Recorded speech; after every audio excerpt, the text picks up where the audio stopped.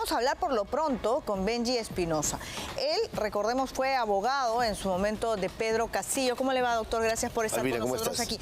Y lo llamábamos básicamente por la posición que usted mostraba con relación a que el mismo criterio que se ha utilizado para el caso Betsy Chávez podría utilizarse para Pedro Castillo, hoy preso en Barbadillo.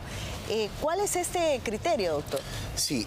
Hasta el caso Betsy Chávez en el Perú se había hecho una práctica común, lamentablemente generalizada, que los fiscales a última hora presentaban su pedido de ampliación del plazo de prisión o prolongación de prisión y normalmente los juzgados programaban la audiencia y decidían la prolongación después de vencido el plazo primigenio. Eso pasó en el caso de Betsy Chávez, que piden la ampliación de prisión antes que vence el plazo, pero la resuelven después, y también pasó en el caso Castillo, que piden la ampliación de prisión por el caso de rebelión antes del plazo, pero el juez resuelve después. En esa segunda orden. Exacto. Entonces, en la medida que el caso Betsy Chávez lo que hace es establecer un criterio interpretativo y decir, en el Perú a partir de ahora, un requisito implícito de las audiencias de prolongación de prisión no solo es que Fiscalía pida antes la ampliación, sino que el juez la resuelva antes, porque de lo contrario convierte la detención en arbitraria, es decir... Ahora, pero es increíble que los fiscales no lo sepan, ¿no? Eso, la verdad, es que preocupa muchísimo. Sí, yo creo que es, Albina, una enorme negligencia del Ministerio Público, porque creo que lo saben. El problema es que se han acostumbrado a presentar sus escritos a última hora y a que el juez le lance un salvavidas. Claro. Y entonces, pero ahí también mal por los dos, ¿no? Es lo que señalaba justamente la resolución del Tribunal Constitucional. El llamado de atención para el Ministerio Público y también para el Poder Judicial. Pedro Castillo tiene esa segunda orden de prisión preventiva que vence en marzo del próximo año. Tiene dos, la de rebelión que vence en diciembre de este año y la otra, caso Tarata, que vence en marzo del próximo año. Ahora, ¿cuál sería el criterio para que se aplique con Pedro Castillo lo mismo que ha ocurrido con Betsy Chávez? Cuando uno aplica un precedente, lo que básicamente tiene que determinar es si es que los hechos en que se va a aplicar el precedente son los mismos o no. Y el criterio es el mismo en ambos casos. En ambos casos lo que pasó tanto en Betsy Chávez como en el caso de Pedro Castillo fue que originalmente se dicta la prisión. Cuando la Fiscalía pide la prolongación, lo hace antes de que vence el plazo, pero como lo hace al límite, al juez no le queda otra que programar la audiencia después. Entonces pasan unos días, en el caso de Betsy Chávez fueron 8 días, en el caso de Castillo fueron 4, pero son días sin ningún mandato judicial que convierta en la detención arbitraria. Pero las medidas, digamos, esto se ha determinado ahora en el caso Betsy Chávez. Es cierto, marca jurisprudencia, pero tampoco no es retroactivo. Exacto, pero... ¿Cómo se podría aplicar en Pedro Castillo cuando esto fue antes? Claro, en realidad lo que hay que entender es que como es un nuevo criterio interpretativo, básicamente lo que dice es, si hoy me planteas un habeas corpus, porque es lo que tendría que plantear la defensa de Castillo, si hoy me planteas un habeas corpus, lo hace sobre la base del caso Betsy Chávez. Digamos, la novedad es precisamente la sentencia del caso Betsy Chávez. Pero han presentado varios escritos y justamente uno de los argumentos del Ministerio Público en estas últimas órdenes o pedidos de prisión preventiva han sido justamente todos estos escritos que ha presentado la defensa Castillo, que ellos califican como medidas que buscan dilatar el proceso o buscaban dilatar para que no empezara el juicio. Sí, eso es muy importante porque lo que hay que distinguir es la defensa de un imputado tiene derecho a presentar un conjunto de recursos, acciones y pedidos, en la medida en que tengan fundamento. Pero todos han sido desestimados. Claro, pueden haber sido desestimados, pero si en la medida en que estos recursos hayan tenido una razonabilidad en el fundamento, en realidad de ninguna manera pueden tomarse como actos de entorpecimiento o dilación del proceso, sino como ejercicio del derecho de defensa. Claro, ahora, la situación de Pedro Castillo es diferente a la de Betsy Chávez en cuanto a los criterios para una prisión preventiva, ¿no? El principal argumento por el que se solicita esa ampliación de prisión para Pedro Castillo es este pedido de asilo y el hecho de que su familia no esté acá, que esté asilada en México. Eso tiene mucho peso para poder sustentar el argumento de que se busque asegurar a Pedro Castillo y su participación y presencia durante todo el juicio. Claro, eso tendría, digamos, fundamento en la medida en que se entre a examinar el fondo. Lo que pasa es que el caso Betsy Chávez te da un criterio de procedencia. Hay dos análisis, el de procedencia y el de fondo. En el de fondo analizamos lo que bien señalas y en el de procedencia analizamos, en realidad vale la pena ingresar al fondo, y en el caso Castillo no merece la pena ingresar al fondo. ¿Por qué? Por un tema de plazo, por la extemporaneidad en la decisión del juez, porque se pidió la ampliación antes que vence el plazo, pero el juez la decidió después. Pero eso es al margen de lo que se pueda determinar, porque Exacto. Nuevamente, acá también existe el otro criterio. Estas resoluciones no tienen aplicación retroactiva, ¿no? Pero, o sea, claro. hay precedente en relación a eso, en eso Sí, estamos de acuerdo. Pero en realidad, digamos, eso es opinable. ¿Por qué? Porque en materia de derecho penal, la retroactividad existe solo en una dirección, que es a favor del imputado. Eso se llama retroactividad benigna. O sea, normalmente nada es hacia atrás, salvo cuando favorezca al imputado. Cuando favorece al imputado, la ley puede ser aplicada hacia atrás e incluso... Pero hay dos, pues, hay dos pedidos, pero no quiero quedarme en este punto, porque finalmente esto va a quedar a criterio de la sala. Hay dos instancias que tendrían que resolver si es que aplican o no el criterio utilizado para el caso Betsy Chávez, ¿no? Son dos prisiones preventivas, sí, claro. Usted la señalaba, una de diciembre y la otra que vence en marzo. Pero yo quiero ir al fondo del asunto. Pedro Castillo está preso porque la defensa o sus abogados no pudieron de alguna manera sustentar o argumentar que él no se vaya a fugar. Es más, las imágenes están allí. El proceso, el juicio tendría que ser celerísimo, pero eso no está ocurriendo. Entonces, ¿qué garantía hay de que Pedro Castillo no ponga un pie en la calle y se asile en la Embajada de México? Claro, en realidad hay un tema muy interesante que es, por ejemplo, el debate del peligro de fuga si ingresamos. Yo siempre he sostenido que la prueba de que Castillo llegaba con su esposa, doña Lilia Paredes, con sus hijos a la embajada, lo que demuestra es que estaban dirigiéndose ahí y objetivamente lo que demuestra es que finalmente su esposa y sus hijos se asilan.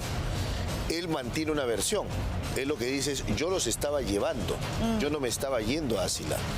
Pero esa versión tiene tanto peso como la versión contraria que dice, en realidad se iba a asilar. Es decir, claro, no hay otro elemento que pueda establecer que hay un peligro de fuga.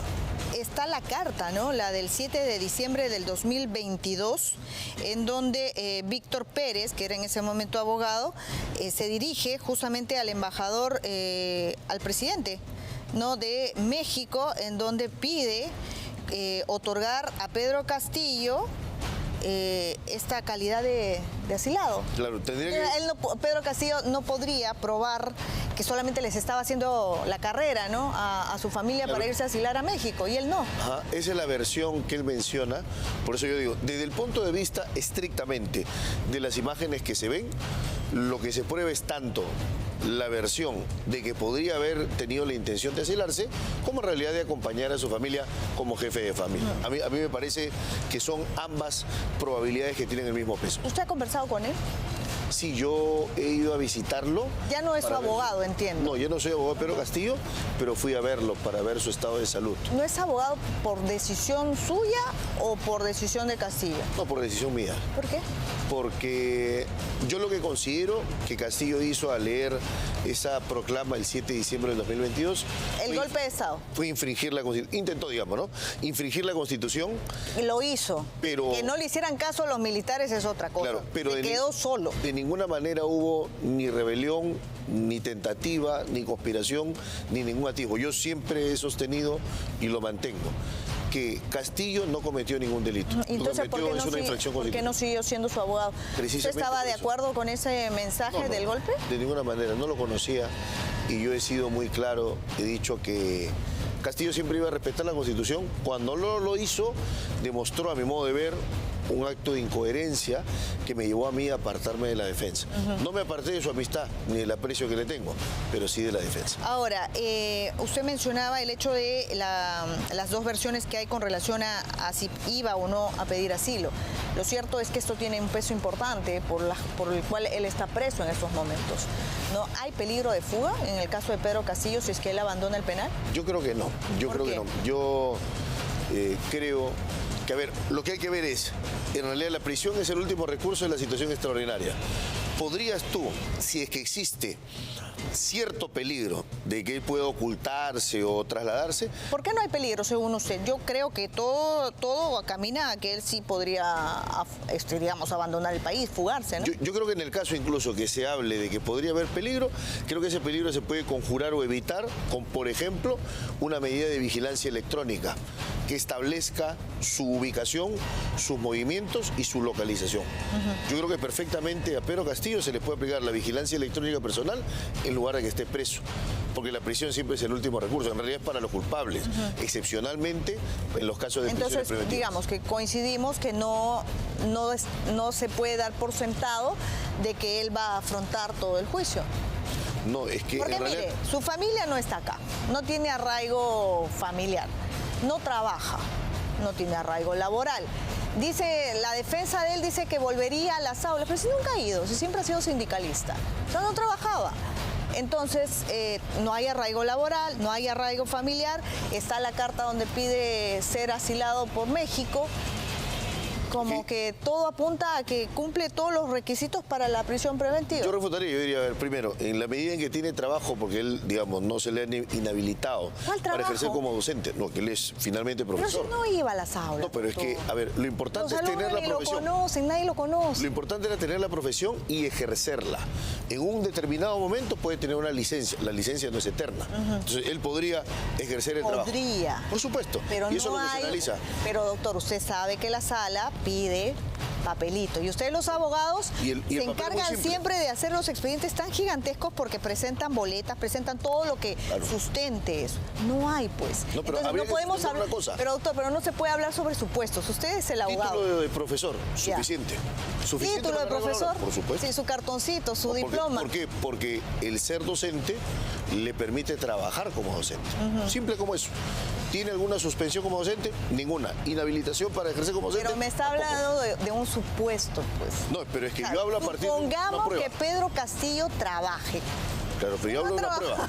La Ya. prueba es que tiene el título. Ya. Convendrás conmigo, Albina, que el título no ha sido cancelado. En consecuencia, puede trabajar. Pero digamos docente. que en los hechos, hoy por hoy, no es posible. Y antes de que entrara No es a posible porque está Palacio preso. de No, pero antes de que entrara a Palacio de Gobierno tampoco trabajaba. Claro, pero es distinto, pues, porque, digamos, el análisis sería cuando es presidente o cuando ha tenido licencia. Pero las licencias tienen un periodo de inicio y de fin. Entonces, Ahora, doctor, una pregunta. ¿Usted tiene comunicación con su familia en México? no he tenido comunicación con su familia, pero repito, Albina, yo tengo el mayor de los aprecios y consideraciones, no solo con él, sino con su familia también. Porque claro, porque uno, más allá del aprecio, doctor, uno se pregunta de qué viven. ¿No? Bueno, allá. Claro. Allá porque... Pedro Castillo recibe la pensión de presidente, me imagino. Claro. Con Y allá... 15.000 soles. Claro, y allá su núcleo familiar básicamente tiene una subvención, un pago por parte del Estado mexicano. Es una de las consecuencias que tiene la CIN. ¿Cuánto es ese monto? No lo conozco. Ajá. No lo conozco. Porque claro, uno se pregunta de qué vive Lilia Paredes, porque ahora también se señala de que ella buscaría llegar al Congreso de la República. Tiene todo el postular. derecho.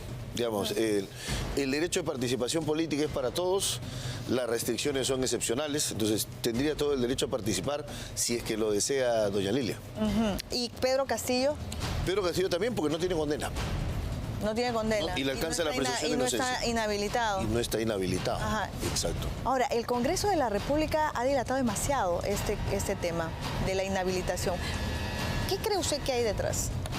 No, yo lo que creo es que dentro del Congreso de la República no hay que olvidar, hay que respetar el debido proceso parlamentario, que importa establecer un plazo razonable a la SAC, a la Subcomisión de Acusaciones Constitucionales. A veces se cree que con la decisión de la SAC ya se puede inhabilitar a alguien y eso no es así, porque como la inhabilitación es una sanción que establece el Congreso tan gravosa y tan extrema, hay que pasar por distintos momentos. Primero la Subcomisión de Acusaciones Constitucionales, segundo la Comisión Permanente y tercero el Congreso. Y eso tiene todo un procedimiento, un recorrido que hay que Sí, seguir. pero raro, ¿no? Porque en el Congreso son muy ágiles para otros temas, claro, que tiene que ver con algunos intereses suyos, pero bueno. El proceso judicial, según el Ministerio Público, el proceso judicial a Pedro Castillo, en algún momento el Ministerio Público lo calificó como complejo. ¿Usted comparte esta versión? Sí, yo creo que es complejo porque, a ver, ¿qué hace complejo al caso Castillo? Que son varios imputados, no es solo él. ¿Qué hace complejo al caso Castillo? Son 40 testigos. Claro, son Pero ayer, 40 por ejemplo, testigos. ayer, por ejemplo, escuchaba al abogado Natal Primo y tiene razón, o sea, está en las imágenes, está el mensaje. Es como si tendrían que llamar a todos los peruanos, los que vieron la transmisión, la emisión del mensaje de Pedro Castillo dando el golpe de Estado, para que este proceso avance. O sea, están todas las evidencias sobre la mesa. ¿Por qué tendría que ser complejo? Porque en realidad este no es un caso de una acusación directa o un proceso inmediato en donde se abrevien los plazos. O sea, la propia Fiscalía reconoce que es un caso complejo en donde lo que tienes que probar son todos los elementos del tipo. Ahora, repito, en relación a Castillo, por más esfuerzo que se haga y por más imágenes que se presentan, las imágenes muestran una infracción a la Constitución, pero no delito. La consecuencia de la infracción a la Constitución es clara, la pérdida del poder de Castillo. Pero el delito es otra cosa, el delito te lleva a la cárcel. Yo creo que Castillo no debe estar en la cárcel. Vamos a ver qué es lo que se resuelve ahora mismo en el juicio. Gracias, doctor, por haber estado con nosotros. ¿Va a postular al Congreso? Ahora le tengo que preguntar a todos los que vienen acá. Tengo invitaciones, pero no he aceptado. Sigo como abogado, ejerciendo como abogado litigante. Bueno, doctor, Benji Espinosa ha estado con nosotros. Gracias por haber estado aquí en el programa.